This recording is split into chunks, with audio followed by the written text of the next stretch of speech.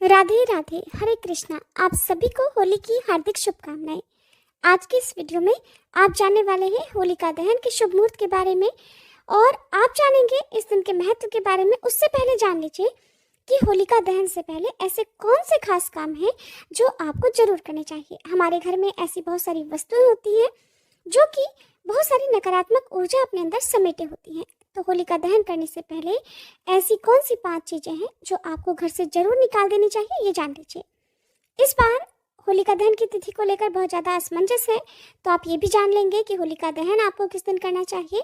हमारे घर में ऐसी नकारात्मक ऊर्जा जरूर होती है जो हमारी तरक्की में, हमारी सफलता में बाधक बनती है, चाहे उसका प्रभाव परिवार के सदस्यों पर पड़ता हो, हमारी तरक्की पर पड़ता हो। इसलिए होलिका दहन करने से पहले इसी तरह की नकारात्मक ऊर्जा को निकालने का आपको काम जरूर करना है। बहुत जरूरी होता है घर की साफ सफाई करना, ताकि होलिका दहन की अग्नि में आप उसे जलाकर अपने घर में शुभ और शुद्ध वातावरण बना सके। तो सबसे पहला काम आपको होलिका दहन से पहले करना है कि घर की साफ सफाई अच्छे से करें और अपने घर में जो भी पुराने जूते चप्पल आदि हैं, टूटे हुए हैं, खराब है, जिनको अब आप यूज नहीं करते हैं या फिर ये सोचकर घर में रखे रहते हैं कि नहीं बाद में आप ठीक करवा लेंगे, तो ऐसा ना करें। वास्तु शास्त्र के अनुसार घर में टूटे हुए जूते चप्पल आदि रखने से माँ लक्ष्मी जी नाराज होती हैं। तो होलिका दहन वाले दिन से पहले ही आप इन्हें अपने घर से जरूर निकाल दें। वास्तु शास्त्र के अनुसार ही होलिका दहन से पहले अगर आपके घर में कोई भी पुरानी टूटी तस्वीर है, चाहे वो भगवान जी की हो या डेकोरेशन से रिलेटेड हो, तो आप उसे भी तुरंत घर से बाहर निकाल दें। इस तरह की वस्तुओं को भी घर में रखने से बहुत सारी नेगेटिविटी आती है।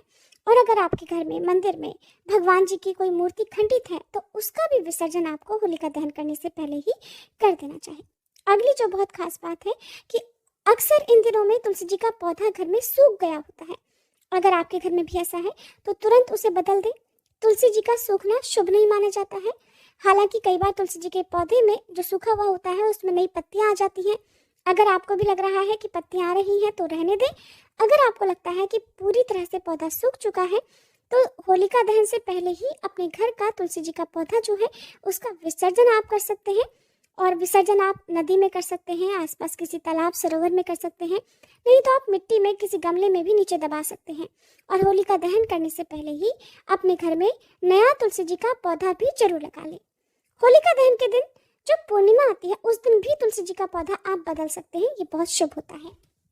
खराब झाड़ू भी अपने साथ बहुत सारी नेगेटिविटी घर में रखती है, तो ऐसे में घर की दरिद्रता को दूर करने के लिए या घर की धन संबंधी जो भी समस्याएं हैं उनको दूर करने के लिए होलिका दहन से पहले अगर आपके घर में भी पुरानी बेकार झाड़ू है तो उसे आप जरूर बाहर निकाल दें। आप शनिवार के दिन कोई भी पुरानी झाड़ू घर से बाहर निकाल सकते हैं। नई झाड़ू यदि लाना चाहते हो तो होलिका दहन से पहले लाकर आप उसको यूज में ला सकते हैं। अब जानिए होलिका दहन की तिथि और इस दिन रहने वाले शुभ मुहूर्त के बारे में।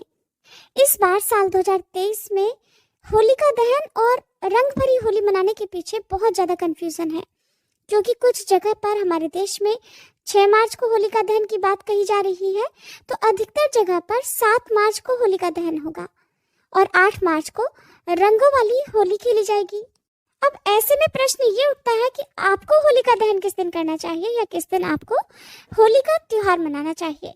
तो इस बार पंचांग के अनुसार 6 मार्च 2023 को शाम के समय से भद्रा का साया लग जाएगा और ज्योतिष शास्त्र में कहा जाता है कि भद्रा काल में कोई भी शुभ कार्य नहीं करना चाहिए। खास तौर पर होलिका दहन तो बिल्कुल भी नहीं करना चाहिए।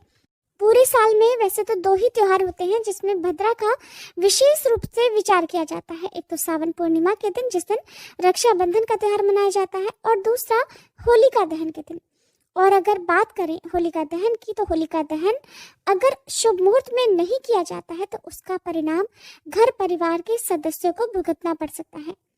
नियमों के अनुसार होलिका दहन हमेशा फाल्गुन पूर्णिमा को प्रदोष काल के समय करना चाहिए। और अगर पूर्णिमा की तिथि 2 दिन तक पड़ रही हो तो ऐसे में जिस तिथि में भद्रा का साया भी लगा हो या भद्रा पूरी तरह से लगी हुई हो, उस तिथि में होलिका दहन का त्याग करना चाहिए। भद्रा काल का समय 6 मार्च को शाम 4:48 से शुरू हो जाएगा और 7 मार्च को सुबह 5:14 पर समाप्त होगा। इसलिए 6 मार्च को शाम को प्रदोष काल का समय यदि आपको प्राप्त होता भी है तो उस समय भद्रा का साया रहेगा। और 7 मार्च को हालांकि पूर्णिमा की तिथि शाम को जल्दी समाप्त हो रही है, लेकिन क्योंकि इस समय भद्रा का साया नहीं है, भद्रा सुबह ही समाप्त हो जाएगी, इसलिए अधिकतर जगह पर 7 मार्च को ही होलिका दहन किया जाएगा। अब पहले जान लीजिए पूर्णिमा की तिथि और होलिका दहन के शुभ मुहूर्त के बारे में। इसके बाद मैं आपको बताऊंगी कि आपको होलिका दहन किस दिन करना चाहिए।